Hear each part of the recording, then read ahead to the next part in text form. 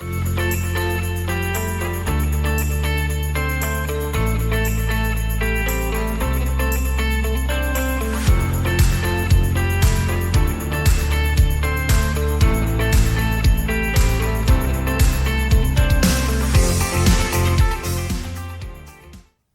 loves, it's Dr. Simone Ellis with Beyond the Chair, and I'm super excited today because we have went over the seas, over the ponds to find an amazing doctor that's providing amazing care in the Invisalign space. I have Dr. Sebastian Daroste, who is here from Oslo, Norway. Did I pronounce that correctly?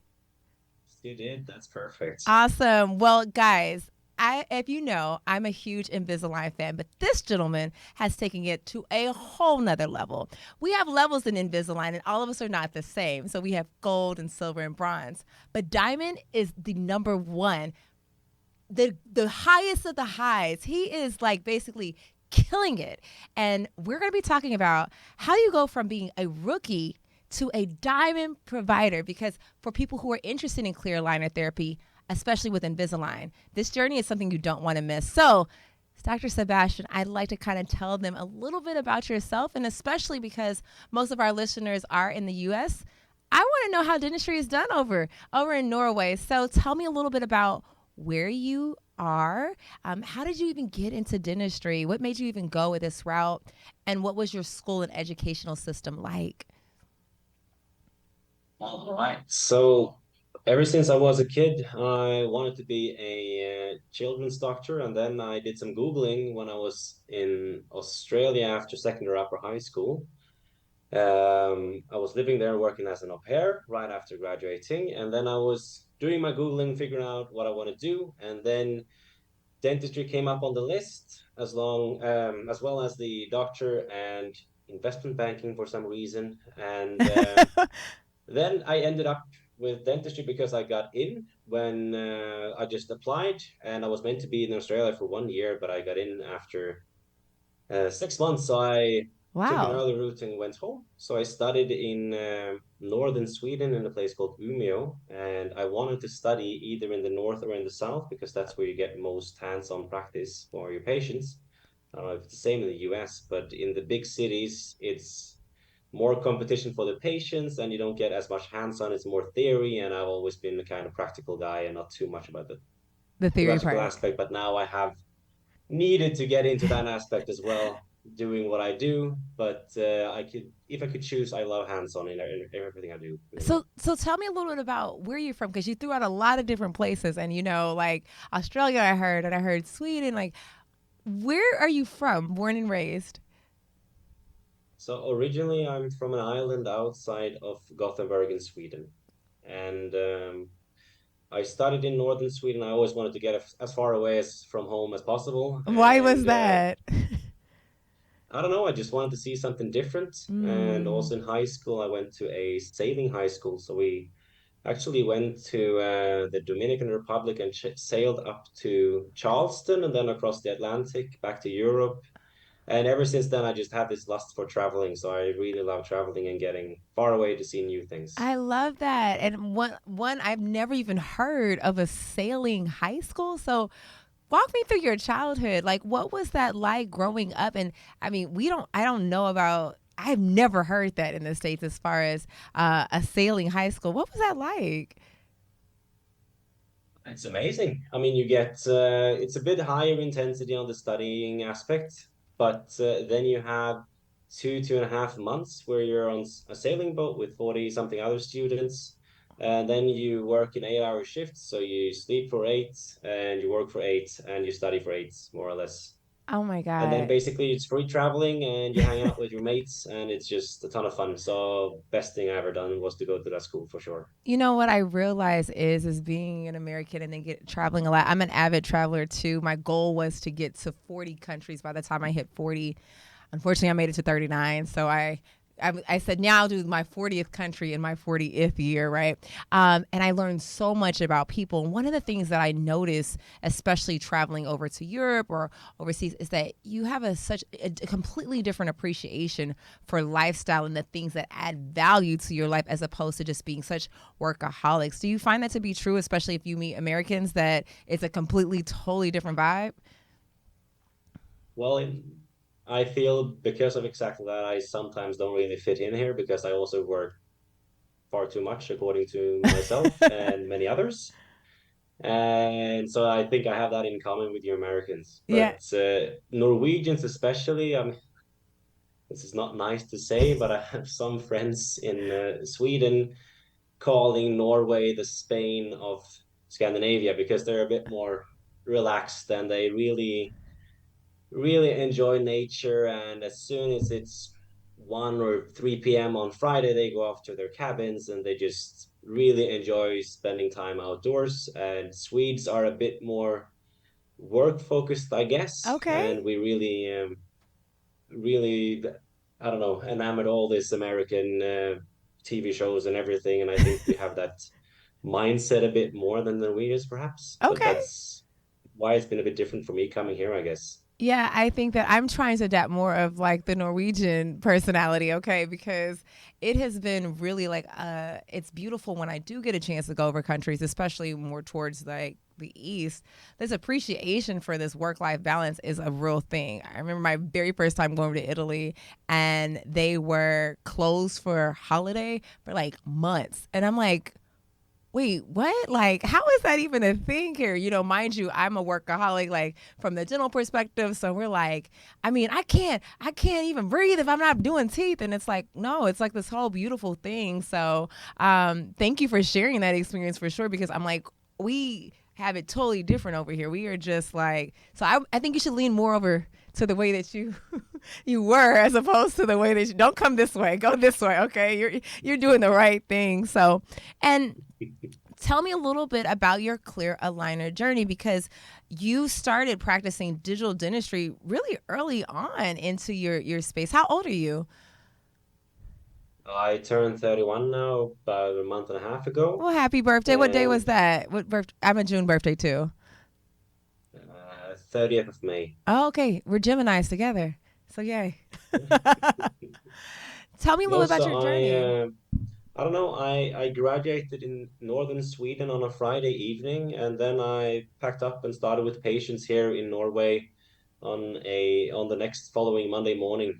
And You're kidding. a lot of 12-hour and at most 17-hour days. I've treated patients at 2 a.m. and at 4 a.m. I've treated patients around the clock and worked a lot. And I guess that really helped. What? And Why? Like, tell me a little bit about your internal drive. Like, because no one told you that you had to see a patient at 2 a.m. or 4 a.m. So, what was that? What is your process as far as what drives you? it drives me when people say you can't do that, that's not normal. And so I don't know, for some reason I uploaded some Instagram story where I closed the clinic at 10 p.m. or something. And people say, why are the clinic so late? And I'm like, is this late? I'll do you one better. And then it was 11, 12, and then it just built up from there. You're like, you think that's late? Let me show you what 4 a.m. looks like. Okay, now you can talk to me about like, I'm gonna meet the But sun the up. 4 a.m. one is actually that's one of the worst ones. It was from my secretary. I was fully booked and she wanted to have veneers. And I'm like, I'm fully booked and I work late in the evening. So if you want to get this done, it's gonna have to be before the patients. You're kidding. So You I worked evening shift the day before and then okay, let's do it, 4 a.m. And I get to the clinic, open, set everything up, fix fix the surgery for doing what we're supposed to do. And guess what? My own secretary has a no-show. don't you hate them? Like, So how dare you? so I sit there for I don't know 2.5 hours until someone shows up and we start having normal patients again and do just admin because I can't go home. So it's just You're like, I'm but already that I did here. once and I'm not gonna do that for someone again. I mean, that is crazy and wild and mad disrespectful. Like, come on, secretary, what were you thinking? And let me ask you this, because I'm sure the listeners want to know: did you ever do the veneers? Did you ever actually do them Oh yeah, for her I at did. some I point? did. I'm too nice. You're too nice. I would have said you now have to wait. You have to get up at 4 a.m. and I'm gonna no show. So let's play it back. So, um, before we actually get started into the questions about Invisalign, I like to do this segment called "What You Drinking." What the segment does is it allows us to figure out how you decompress. And so, if alcohol is not your choice, you can talk about anything that you do on a busy day from a man like yourself. What do you do personally to take off that load, that pressure to pour back into you? I work from Tuesdays to Thursdays, so that I have time for all the lectures as well. And I try to go on long weekends whenever possible I can. And I also try to combine these with speaking for usually then in Islam, but some others as well. And if I'm here, if I'm at home, I try to go to the gym or just grill or cook with my friends or something like this. Just hang out with people or work out is usually the ways to go. I love that. And so for tell me a little bit about the makeup of your practice. What are you seeing a percentage of? Are you doing like all general dentistry? Are you specializing in certain things? Because I want to kind of figure out how did you get to your Invisalign journey? Um, so I started by going to a one-man practice. So we had one chair immediately after I graduated and moved here. And we had two locations, one with one chair and one with two chairs. And I worked there and I started, let's see, 3 or 4 months after graduation, I took the Inman Aligner course and I did some Inman Aligners. And I don't know if you know that system. No. Are you saying what system are you calling it? Inman Aligners. It's No. like a little plastic, what's it called? Plastic bow in the front and then one in the back, and then they push against each other Oh, depending on wow. where you add the pressure points. So Okay. it's not aligners. And so I did that, and then that wasn't as smooth as I thought it could be. And then I jumped on to got accepted for the Invisalign Comprehensive course, and I did that in let's see, September in Rotterdam in the Netherlands. So 9 months after graduating, I did the comprehensive course, and honestly didn't do that much. Okay. So it took me about I don't know, 6 or 12 months until this actually started to kick in. And by then, I had become a manager and co-owner of that clinic that I had. And so I got rid of the one with two chairs that we were renting, and I focused on the one with only one chair, Okay. and managed to make. That's why I worked such weird hours, because I did something that no one's done here before. I changed the opening time from the standard to 7 a.m. to 10 p.m. I'm sorry. and I'm sorry. I'm sorry. Say that one more time. You see, I'm blinking because I can't process that. You said what time to what time? 7 a.m. to 10 p.m. our opening times were on Monday to Friday, and then Saturday we had from 10 to 5. Wow. And what did that But do for your uh, business?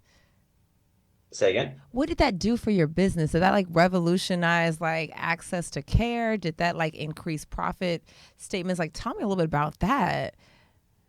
That was really cool because when I took over the practice, we had, I don't know if in US dollars, we had roughly 800,000 in revenue. And then I took over, changed the shift, and I got the clinic to steer a little bit more towards doing a little bit more extra aesthetics and larger treatments. So we went from three treatment rooms doing 800K in revenue to one treatment room doing 1.2 in revenue. Oh my God. I love it. Like, you have literally figured out how to maximize productivity in a minimal space. I mean, that's kick ass. What I did then, I didn't work 7 a.m. to 10 p.m. I would be dead by now if I did. I So we did a three shift thing. So we worked the dentist that I got. We only worked 5 hours each. Okay. So we had quite short work weeks, but you had a lot of spare time, but you were always refreshed when you got there. Yeah, for sure. And I've heard that concept before, and actually I tried to employ that in my own practice at one point, where it wasn't a co-owner, it was me being the owner and having associates. And I remember, oh my God, this is like back to your like your secretary story, where if someone didn't show up for, I had 7 a.m. to 7 p.m. shifts, and so you'd had shift one and shift two. And if someone Mm. didn't show up to the first shift, I was responsible for showing up to 7 a.m. to 7 p.m. And I was just like, you have to have a really dedicated team to be able to do something like that, because let me tell you how pissed off I was when I would have to go from 7 a.m. to 7 p.m. I quickly changed that shift work. How are you able to make that work for such a long period of time? I mean, I think it helped because at times we were only two that were splitting these 7 to 10. And then when I got the third, we were able to go down to the 5 hour shifts, and then you were still able to cover if someone was sick. But the people that I hired were terrific people, and I Mm. did my best mentoring for them, teaching them wisdom teeth surgery and getting them to do Invisalign and all this stuff.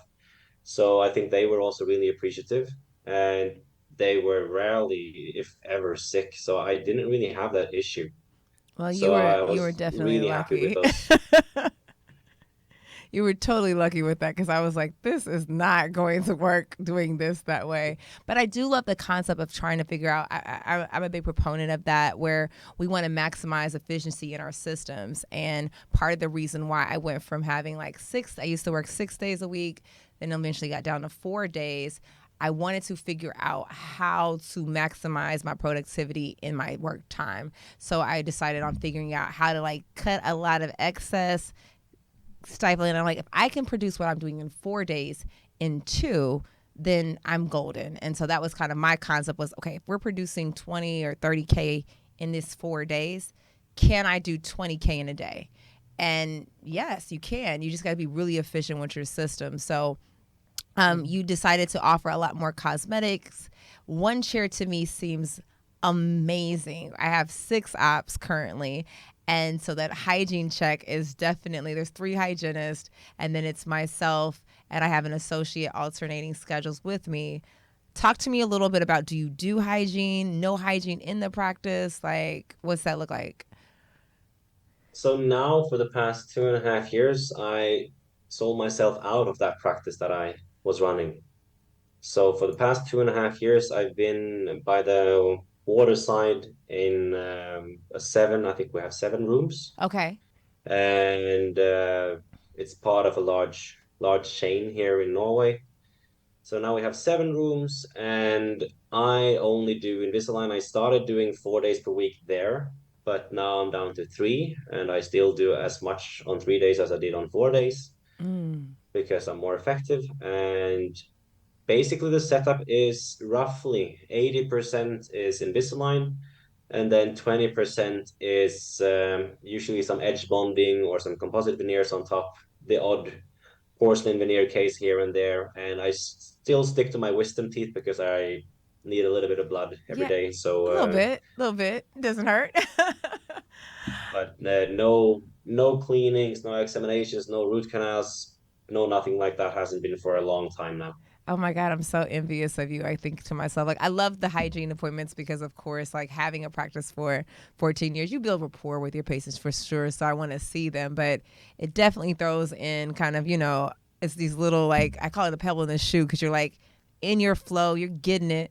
And then you got to go do a hygiene check. So it kind of breaks you out of that. So why did you sell, or why did you sell out of that practice? This was also right when the pandemic started. And Mm. then I was wondering a little bit about what I was going to do going forward. And then I got the possibility to be bought out, and I accepted that. And then ton of opportunities came, and I figured out that okay, I started going on to build and design the practice, and basically when that was ready, I got another deal which with basically an orthodontist contract so that I can delegate to hygienists that help me out with all the delivery appointments, attachments, and putting the retainers and scans and all this stuff. So that really freed up a lot of my time, so I can focus on consultations and the more difficult stuff as well. Yeah. And But so um, now I actually quit this work as well. what? So Well, we cannot keep up. Wait, okay, so what are we doing now? that's a good question. So I have a 6 month termination period. So until December, we'll see. I still have a ton of Invisalign patients up and running, so we'll have to continue on that end. And basically, I just need some time to figure out what I want to do because there are too many opportunities in too many countries, and so the goal is basically just to keep lecturing. And nowadays, you can do a lot of that online, which is really convenient. Amazing. And I just want to go for a bit of a travel around Christmas, I don't know, December to January or something along these lines. I wanted to do some more volunteer work, but for animals, but that's been harder and harder. I asked my friends both in South Africa, Kenya, and India. I'm trying to find something with some cool big animals that I can do Yeah. some sanctuary stuff. But anything I find is highly unethical, and they're basically raising cubs and whatnot, and then they're sold to poachers, and Oh my God. it's difficult to find something where I actually can do it with a good conscience and not just get a cool picture with a lion, Yeah. basically. Well, I want to commend you on being able to one. I think that like I hear you and I'm like, you're 31 and taking off time to go travel and explore and volunteer. Do you feel like that has a lot to do with the upbringing that you had or the culture that you come from, where it's like, hey, listen, I've got a chance to travel. I've been exposed to these things. And although I'm doing dentistry and I'm crushing it, I mean, Diamond is what, how many cases every 6 months? It's here in Europe at least it's 150 plus Yeah, per year. that's it's amazing. You're crushing it, but yet and still you figured out a way to find like, you know what? I'm busting my butt, but I gotta make sure I'm having some time to do some of the fun stuff. How did you come to that? Before we get into all the Invisalign questions, how did you even come to something like that mindset? Hmm, good question. I don't know. I always wanted to do something else or something different. The My parents have been big advocates of the 9 to 5 academic route, standard, predictable work for the public sector, which terrified me and I would be bored to tears. And I'm so glad I never started working in the public sector. Um, so dad, however, he did travel a lot, and I spoke with him last week, and he said that now he's been to for work. He works for Volvo, and he's been to the U.S. They test the cars there in Death Valley for Okay. heat, and he's been there 90, I don't, 92 or 96 times or something like this. Wow. And he just travels so much and always brought home cool stuff or shopped for us. And I that's where my travel hunger came from, I guess. Yeah. And I don't know, I think it also now, if you do, I don't know if you maybe probably notice the same thing. If you do a lot of Invisalign and you get more of the type of influencer patients and people maybe having a different budget or living a different Mm-hmm. lifestyle, such as now today I had a family in from the US actually, and they live 1 month in one country in Europe and they just travel around with their kids. Wow. And it's just so much interesting people, which gives you a real perspective on that there is Mm-hmm. more to life than just working in the same office for decades. So I want to try out as much as possible because you never know what happens next. Yeah, I agree with that. One of the things that I do and I incorporate, we were talking earlier, like I'm an avid traveler. And part of the reason why I do that is because my perspective from a global perspective is totally different. Like I can relate to people much better. I have more sympathy and empathy. I'm also more appreciative of what I do have and what I don't have because I recognize how short life is, the experiences, the interactions. Shoot, even how social media has made exposure to things we would never have met had it not been from a social media perspective, right? And so I think about those things and how doctors, one of the things I encourage doctors to do is even at the beginning of the year, what I do is I start in October and I plan out my vacations for the year and I block off my time. So I take care, I make sure I'm blocking off the things that I want to see. And my list is crazy. Like I've traveled and hit all the countries that I really wanted to. So now I'm picking stuff that's just like random, like Easter Island or, places that I'm like, but I do it because I have intentionality to it. Like the travel portion to me has made me so much better of a clinician. I even culturally, the different races that I have coming into my practice, I understand them better, right? I feel like I'm more culturally competent because of those experiences. And I don't know about you, but that's something that I have to absolutely make sure of, that I block out the time to put the travel part in there first to see the world. And when I come back, I'm like, I'm a kick ass doctor. I feel so much better about what I'm doing. And I know that time also too, like I'm like looking like I'm getting kind of antsy. It might be time for me to hop and get on a plane. So I think that I love hearing that from you. And I commend you on taking off that time to even get a chance to, as you said, zen out and find out what the next journey is for you, you know? Mm. Yeah. So, well, let's talk about Invisalign because we've gotten a chance to know a little bit about who you are and your perspective.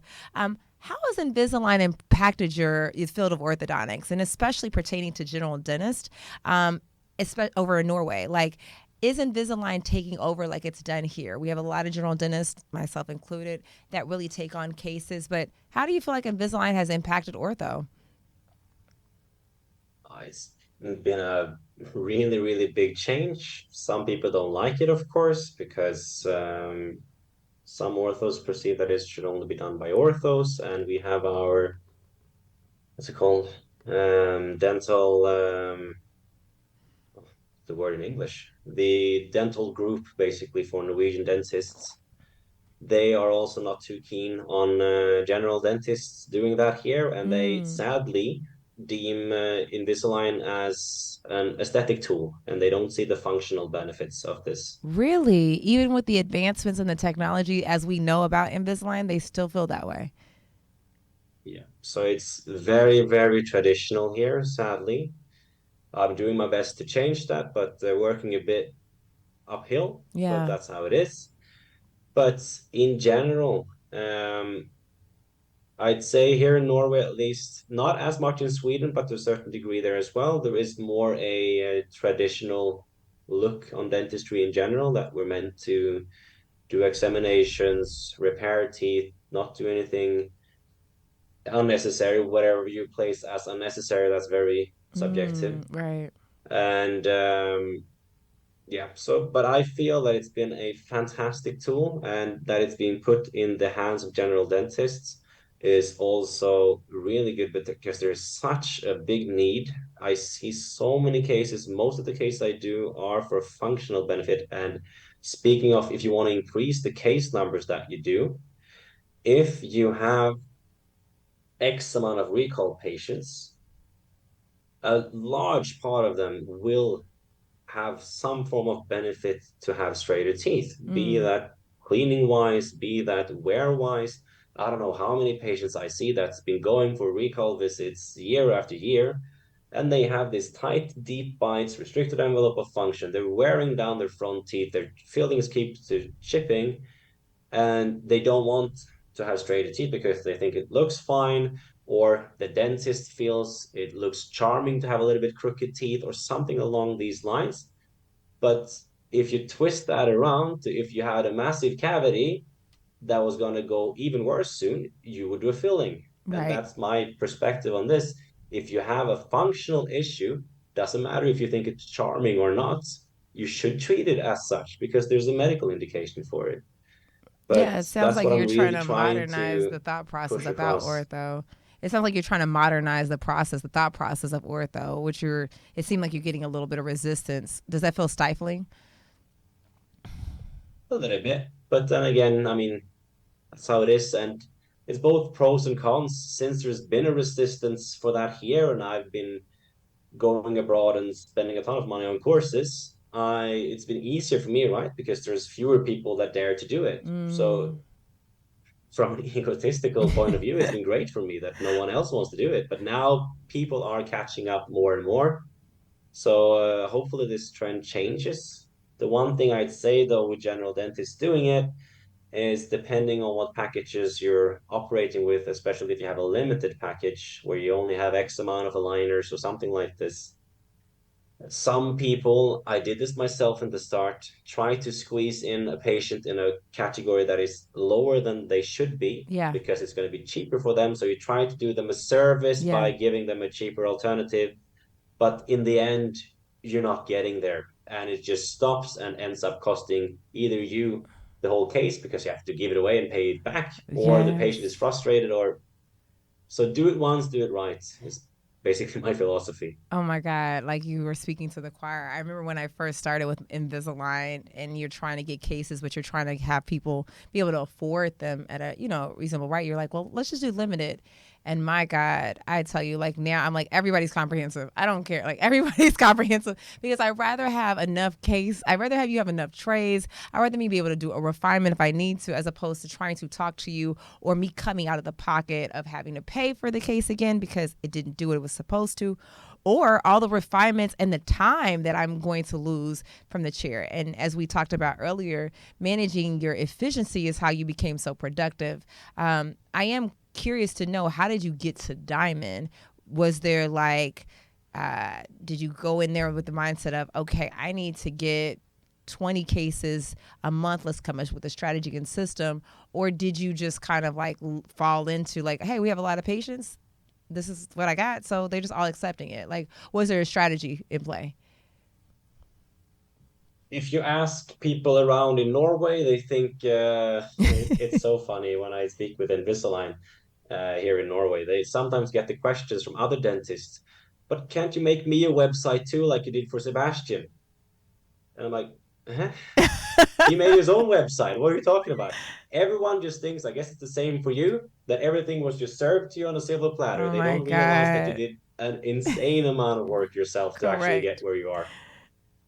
And yeah, so I think also that helped. I was one of the early ones that started with uploading before and afters in Norway, and that helped. And I also got my own website, regardless of where I worked or the clinic's website. I always had my own and funneled my patients through my own website so they could see my brand and not be washed out by the clinic, because then I will have all the leads, all the data in my possession still if there is something in the future. And I can also write as much. And if you Google, I'm going to come up pretty high up if you search for Invisalign and not be drowned out by 100 other doctors performing this in one chain or another. Yeah. But no, like I said, when I certified September or October, I'm not sure, 2017, I didn't do that much for 6, 9 months or something like this. And then few cases, I was silver for a while, and then I was stuck on gold. For gold, I think is 20 cases per Mm-hmm. year or Yep. something like this. Yep. I was stuck on gold for probably a year or two. Nothing really happened. And then I started to, let's see, then we're nearing the pandemic. And I saw, okay, that I can actually reach platinum this year, and so I did. And then when the pandemic came, let's see if I'm right with the years here. I know One that year before that or the year of pandemic the year is pandemic? like completely Yeah. confusing. We don't even remember Anywho, it, right? um, I just realized around Christmas time, halfway through the qualifying period, that huh, I am not halfway, but kind of halfway with my optimistic mindset. I had maybe 6,000 or 6,500 out of the 15,000 points that you needed. And I realized, if I just turn it up a notch here, I could maybe reach for diamond. And then that was just my tunnel vision. I would do whatever I could. I did campaigns and some just I stopped doing so much before and afters of veneers and stuff like this on Instagram and just Invisalign, Invisalign. That was all I did and all my focus was. And then eventually also some influencers fell in through the door eventually because it's just referrals, right? And influencers refer to other influencers. With that being said, it's the 80% rule here again. You have 20% of the influencers, they will do more than the other 80% combined. Mm.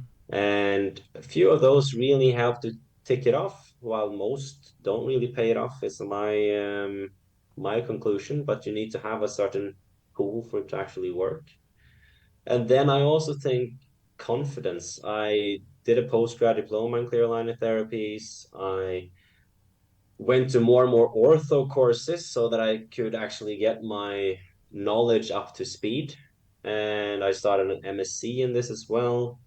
So I think confidence as well, because even if you have, I don't know, influencers and you really get your team to ask about the Invisalign and people start to communicate about it, it's not going to be enough if you're not confident when you actually have that discussion with the patient. So you need to spend some money on some proper courses and get the confidence there.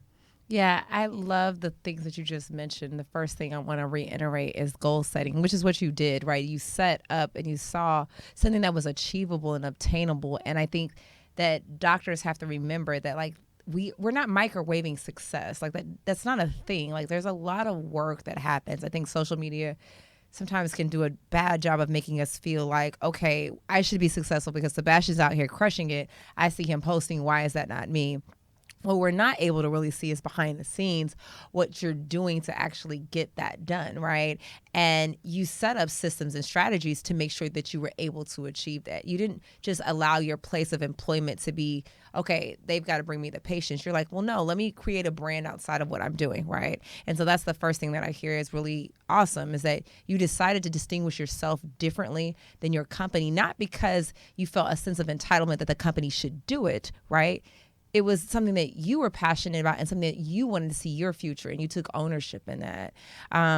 The second thing I thought was really dope was is that when you saw that platinum was achievable, you actually tried to go and get it. Like, you actually went for it. And I think a very similar situation for myself. Like, I was gold for several years, and I decided, like, you know what? I think I could shoot for platinum. And I took what platinum numbers were, because we both speak for Invisalign. So when I'm speaking to doctors about this, I'm like, guys, if platinum is 65 cases, right? Let's divide 65 amongst 6 months. How many cases is that? That's 11 cases a month, right? You have to be intentional about how you're going to get those 11 cases. It's different from just saying, I want 11 cases. It's like, well, let's actually put energy and effort to how we're going to get those Invisalign cases. Is it going to be that we're going to directly put posting like you did on Instagram to show people that we're doing that? Because that's going to be one form of marketing, but that can't be all.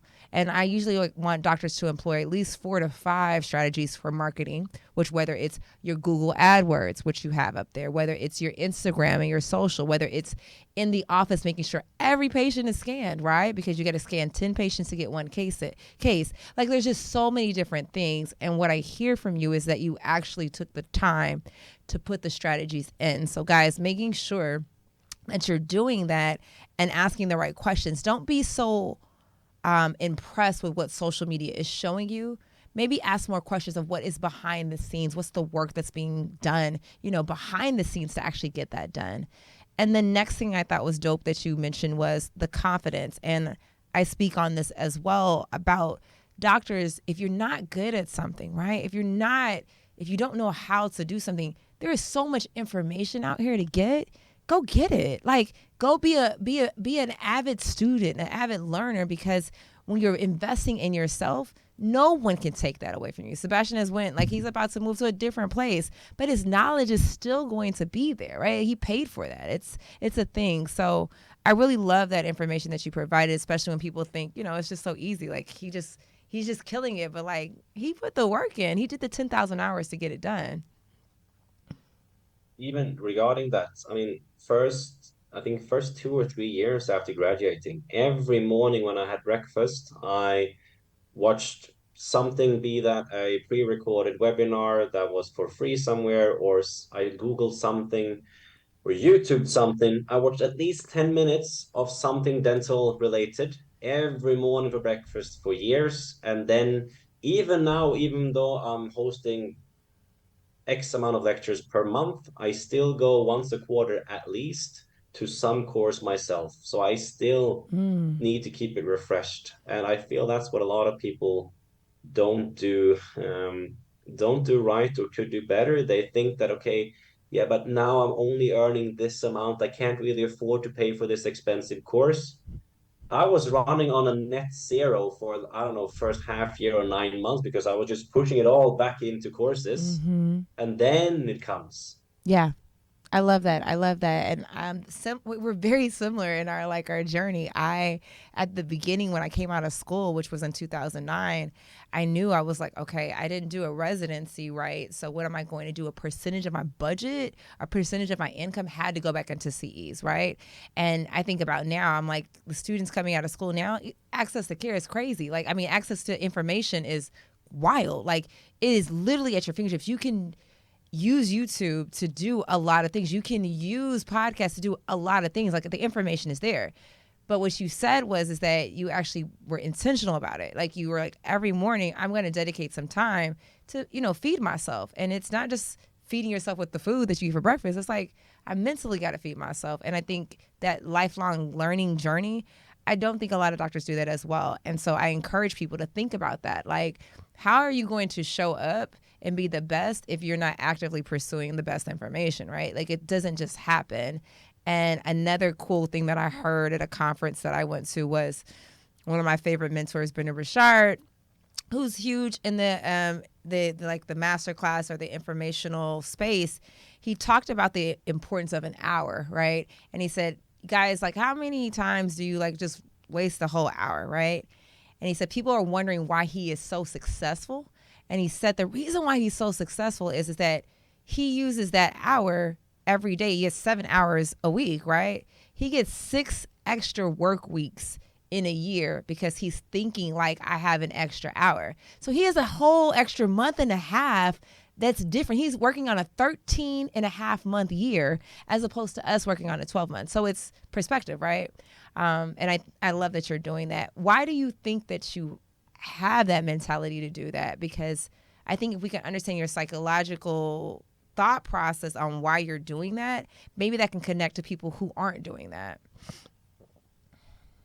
Um, for me, I mean, since a kid, let's see, maybe this is a bit personal, but my dad was a little bit materialistic, and so was I when I was a teenager, and that drove me for a long time.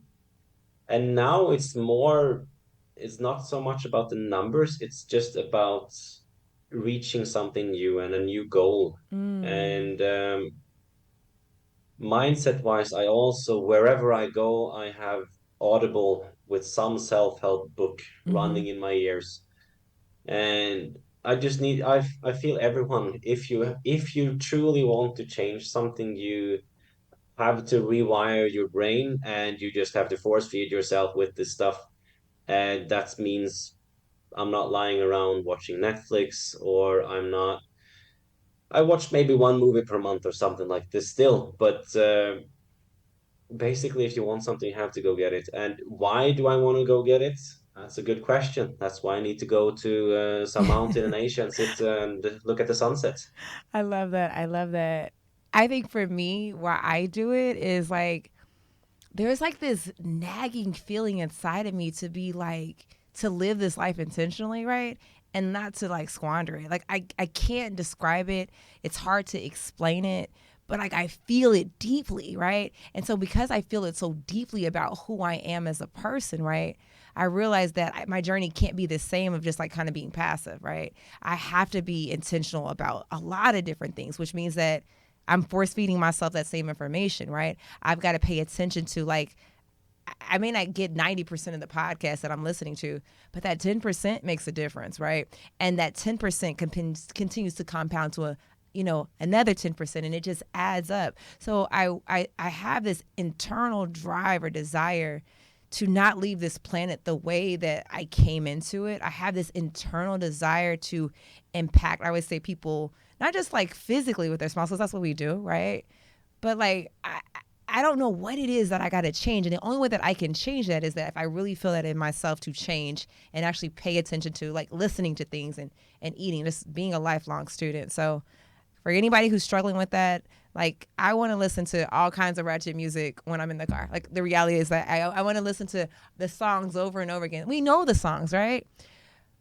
But I also think that my desire to be different and unique and special like outweighs that, right? And so I love that, and I love that you do that as well. So can you share with me any cases that you feel like has really changed your Invisalign journey, like things that you've learned from something crazy that went on, and you're like, you know what, this was a transformative case, and I now know like something totally different because I took on this case and it was either really beneficial or even bad. I think I had my first, let's see, there was one case I had a few years ago, and that was scissor bite one side, cross bite the other, 100% deep bite. And it was like I was so pessimistic to the patient. I was still, I don't know, had done Invisalign for a year or two, and I'm like, okay. I talked to the support, I booked a mentoring session and all this stuff, as you should if you're doing something new for the first time. And I fast forward 1 year later, and it's smashing. It looked really, really Really? good. And that was when it really clicked in my brain. Okay, this stuff really works. Mm. And since then, I've done single premolar extraction, two premolar extraction, four premolar extraction. You can do so much cool stuff with it, and there are really few limits. The only thing I still don't do is surgical cases because it doesn't really work that well in Norway, because if you do a surgical case, you get subsidies from the government, and I don't get subsidies if I'm not an ortho. Plus, if you want to do the surgery, it has to be typically combined also with Mm. fixed braces and not Invisalign. So I've just opted out of that category and then refer that. But other than that, there is very rarely anything I refer because if you use it properly and think biomechanics, it's really going to work great. So that case gave you the confidence that you needed to go ahead and say, well, hey, this is going really good. Let me try out some other things that maybe I don't think would go well, right? Yeah. And just also going back on your own clean checks, seeing what worked and what didn't work, because I mean, there's always something to learn. And if I scroll all the way down on my Instagram, there are some cases I don't think look good at all nowadays. Mm. And that's going to be the case. I mean, if you're proud of the stuff you did, I don't know, 5 years ago and don't think you could do them better today, something is wrong. Yeah, I think that dentists, we tend to be really kind of analytical about certain things for sure. We're like, ah, but I think the beauty part, why we even got in the industry is usually we're really type A personalities. So you're looking like, how can I make this better, right? And so what resources do you feel like supported you, especially early on in your career in Invisalign, that you would recommend to doctors who are trying to get to where you are? Um, at first, I used the normal customer call, book the appointments on the Invisalign doctor sites. I use that a lot.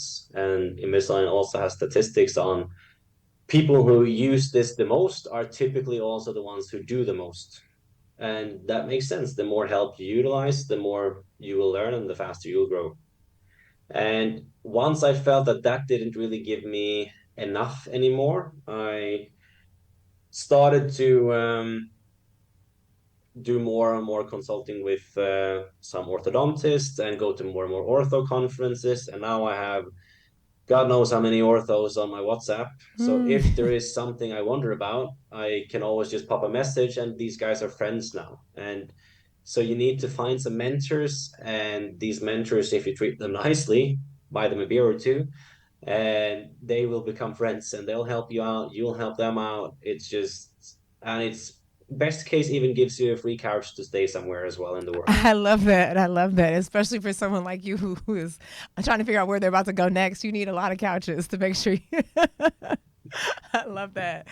So, how important is comprehensive treatment planning, especially like people who have a lot going on, impacting your outcome for Invisalign success? Like, how important is it? Do you do cases that, hey, their priority? I don't know about you, but like in the States, I just put a post about this today. I said we're moving into a denture culture because people are just really, they don't care about occlusion, don't care about physics. Like none of that matters. It's just like, what do they look like, right? So I don't care. I got perio. Like just move my teeth. How important do you feel like comprehensive treatment planning is to Invisalign outcomes? It's really important. And I even have I have in a YouTube video that I asked all my patients to watch before they come, info about everything, how it works, what's included, pricing, blah blah blah blah, so that I don't have to do all that when they're sitting there and then I might forget something or we're Mm. running behind or something like this. And in that, that's I also say that before you come to me, if possible, please do an examination so we know that everything is good. And I also have an option to book consultation and examination if they want to combine the two. But I just tell them how I think it is. Doing examination is boring, so please do it somewhere else before you come to me and have everything sorted out so you can do the fun stuff with me. I love that. I love You're like, let's just get to the good stuff right now. Let's do the best part of the movie. I don't want to. I don't want to see the previews. I just want to get to the core of the movie. Where's the shooting them up parts? No, that's really dope. I love that process. So, kind of talk to me about your process. Like, work me through your workflow system, on how you receive your patients. Kind of like how do you go about your actual your day to day operations. So most, probably 90% of my patients come through my website slash my Instagram. And then the remaining 10% are either referrals or in-house, but something along those lines. And then on my website, I think they have, if I can recall, four options. It's a free consultation for Invisalign or for veneers in person or on video. Okay. And then they have one option to combine it with examination. They come in, we do always the first thing I do is I give them a mirror and I tell them, okay, what are your wishes and what would you like to do? And then they tell me I want to do X and Y, and okay, then we're gonna do a scan. And while I scan or after I've scanned, they will bombard me with questions, but I will not say a word until I've looked at the outcome simulation because I don't know how many times in the start I got burnt on that. I just saw someone smile and gave them a rough estimate, and then in the back there's a nasty crossbite or something just making this a million times worse. So now I just shut it up until I have it on the iTero, and then they have the option if they want to proceed. If they want to proceed, we take the pictures and the X-rays, and there's a down payment for making the clean check, subtracted from the total amount, and then we meet again the week after on video, face to face, and walk through the clean check. Usually there are no adjustments, but if someone is very picky, there might be a little rotation here and there, and we sort that out then and there. Hit approve, another down payment, they get a consent form, and then they are set up for a delivery appointment with the hygienist 3 weeks later, and off they go.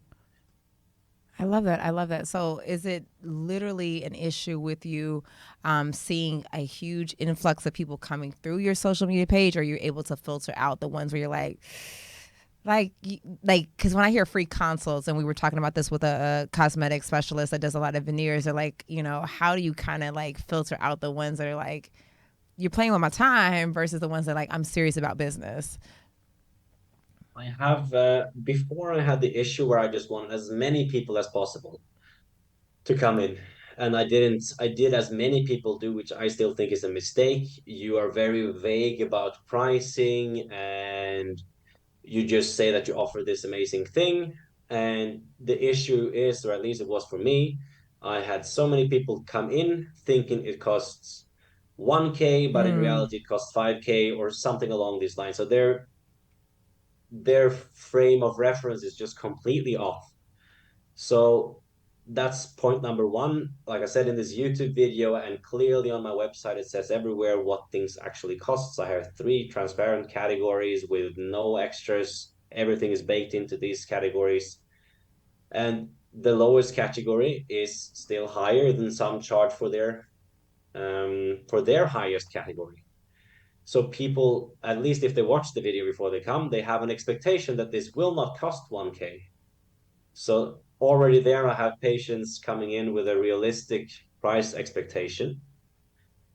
And yeah, I think that's one major thing. So I still, even though I offer free consultations, yes, I have people. I had, I think the worst was one that went to 7 different consultations, and another one that went to 4 different countries for consultations. What?